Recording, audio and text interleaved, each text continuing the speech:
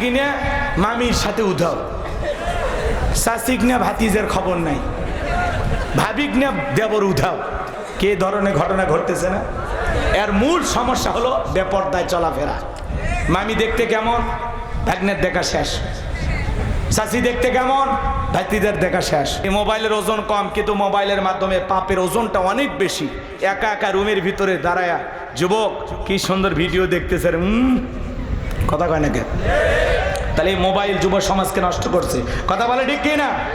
দেশে মোবাইল আইছে, চিঠি বন্ধ হইয়াছে, দিওয়ানা বানাইছে, পোলা মাইয়ার মনের কথা ভাসে বাতাসে। ও দেখো পোলা ফানের মন বাদা ফেসবুকে এখন, মোবাইলে চ্যাটিং কইরা কাটায় সারাক্ষণ।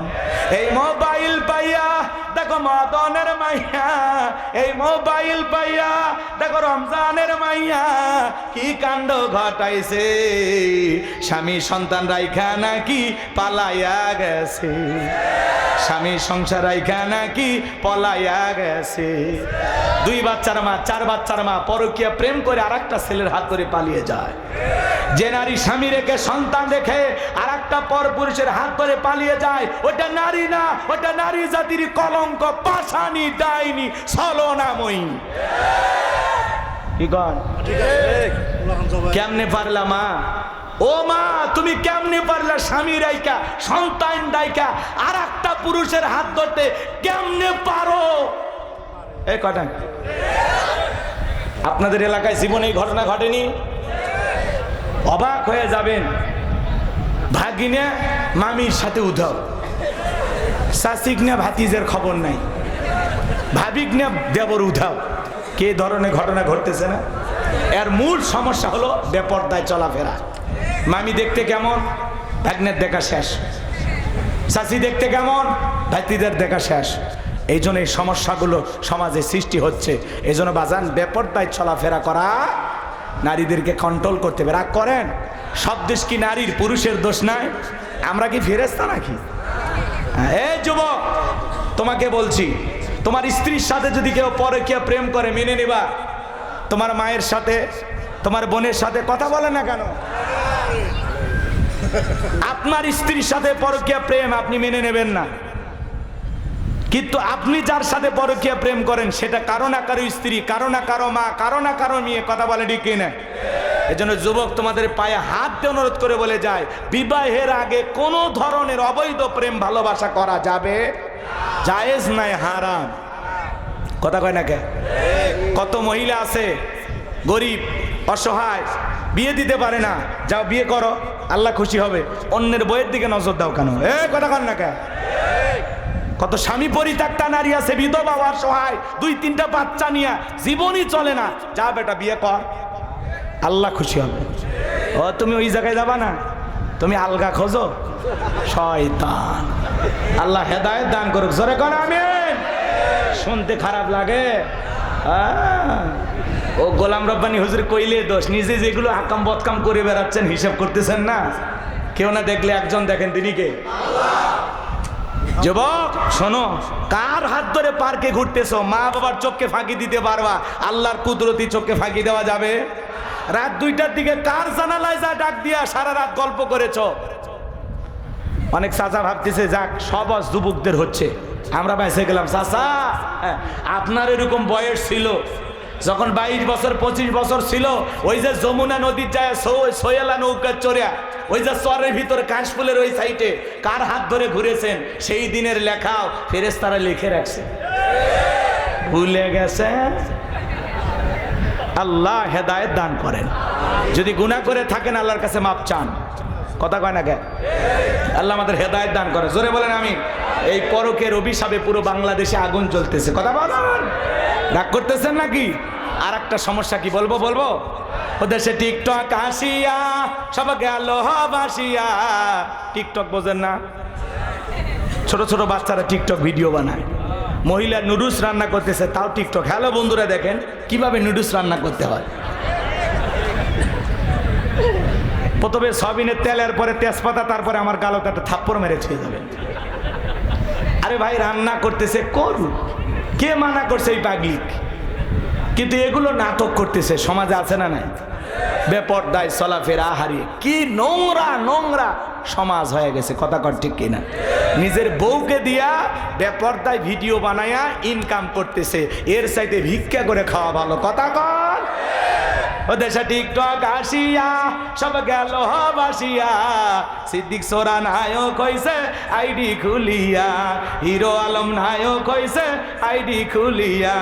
এই মোবাইলে হাই কি জাদু আছে ভাই, পোলা পান বই যাচ্ছে, পড়ালেখা তুইলা রাখছে সপ্তম আকাশে। যাই হোক, বাজার লম্বা হবে, আমি লম্বা করব না। আজকের যুবকেরা এমন অবস্থা হয়ে গেছে, 20 বছরের যুবক বাড়িতে যা বলে, আব্বা উত্তরবার লাখিকে আমি কথা দিয়েছি, রাজি থাকলে 1 শ্রাবণ, না হলে 2 শ্রাবণ। পিতামাতা রাজি হয় না, পালিয়ে যায়, বিয়ে করে। 3 মাস পরে বউ পালিয়ে যায়, জীবন থেকে শান্তিও হারিয়ে যায়। মনে রাখবেন যে সন্তানেরা পিতামাতার মনে কষ্ট দিয়ে অবাধ্য হয়ে পালিয়ে বিয়ে করে, এরা জীবনে কখনো সুখী হতে পারবে না।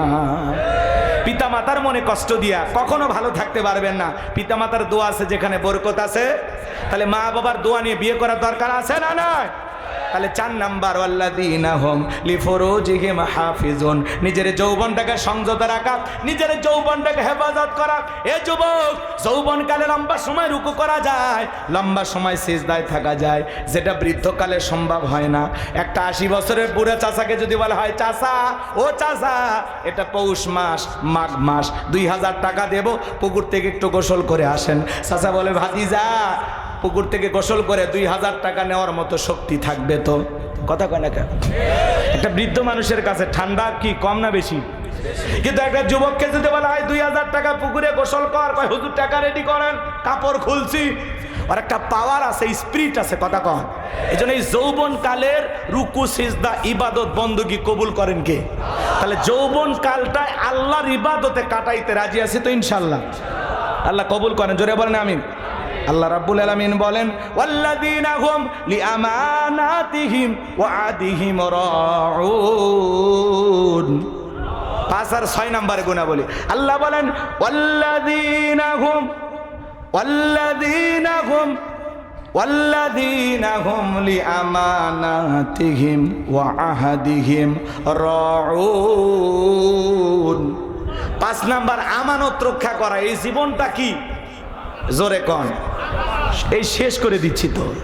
5 নাম্বার, আমানত রক্ষা করা। জীবন, যৌবন, সম্পদ, টাকা পয়সা, স্ত্রী, সন্তান সব হলো আল্লাহর দেয়া আমানত। এই যে বক্তার কাছে শ্রোতা আমানত, এমপির কাছে নির্বাচনী এলাকার মানুষ আমানত, চেয়ারম্যানের কাছে ইউনিয়নবাসী আমানত, ইমামের কাছে মুসল্লি আমানত, শিক্ষকের কাছে ছাত্র ছাত্রী আমানত। কথা বলেন। 5 নাম্বার, আমানত রক্ষা করা। 6 নাম্বার, ওয়াদা প্রতিশ্রুতি রক্ষা করা। মুমিন মুখে যা বলে অন্তরে তা বিশ্বাস করে, কাজে তা বাস্তবায়ন করে। মুমিন কোনোদিন প্রতিশ্রুতি ভঙ্গকারী হতে পারে? তাহলে 6 নাম্বার ওয়াদা ঠিক রাখা লাগবে ইনশা। 7 নাম্বার, ওয়াল্লাযীনা হুম আলা সালাওয়াতিহিম ইউহাফিজুন। 7 নাম্বার, যত্ন সহকারে সালাত আদায় করা। যে ব্যক্তি আসরের পরে মাগরিব পর্যন্ত মসজিদে মন টাঙানো থাকে, আল্লাহর ভয়ে নামাজ আদায় করে। শুধু একা নামাজ পড়লে হবে না, স্ত্রী সন্তানদেরকেও নামাজি বানানোর দরকার আছে না নাই? আল্লাহ সূরা তাহরিমের 6 নম্বর আয়াতে বলেছেন, হে ঈমানদারগণ, নিজেরাও জাহান্নামের আগুন থেকে বাঁচো, তোমার আহাল পরিবার পরিজন যারা আছে তাদেরকেও জাহান্নামের আগুন থেকে বাঁচাও।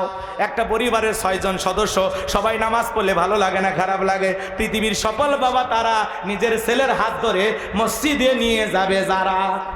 ছোট ছোট বাচ্চাদেরকে নামাজি বানাইতে হবে। আজকের শিশু আগামীর বাংলাদেশ, এদেরকে নামাজি বানাইতে পারলে আমাদের ভবিষ্যৎ প্রজন্ম হবে নামাজি। অনেক কথা আছে, বলার সুযোগ নাই। এই 7টা গুনাহ বলে যদি আমল করতে পারেন, আল্লাহ বলেন, উলাইকা হুমুল ওয়ারিসুন আল্লাযীনা ইয়ারিসুনাল ফিরদাউস হুম ফিহা খালিদুন। তারাই হবেন উত্তরাধিকারী জান্নাতুল ফিরদাউসের, সেখানে তারা চিরকাল বসবাস করবেন। আল্লাহ কোনোদিন জান্নাত থেকে বের করে দেবেন না। চিৎকার মেরে বলুন সুবহানাল্লাহ। কারা কারা এই 7টা গুনাহ বলে আমল করে জান্নাতে যেতে চান, শেষবারের মতো আল্লাহকে হাত তুলে দেখান। আল্লাহ আমাদের সবাইকে জান্নাতে যাওয়ার মতো এই আমলগুলো করার তৌফিক দান করুন। জোরে বলুন আমিন। আর একটু জোরে বলেন আমিন। হাত নামান। ওয়া আখিরি দাওয়ানা আনিল হামদুলিল্লাহি রাব্বিল আলামিন। আসলে আপনাদের কোনো দোষ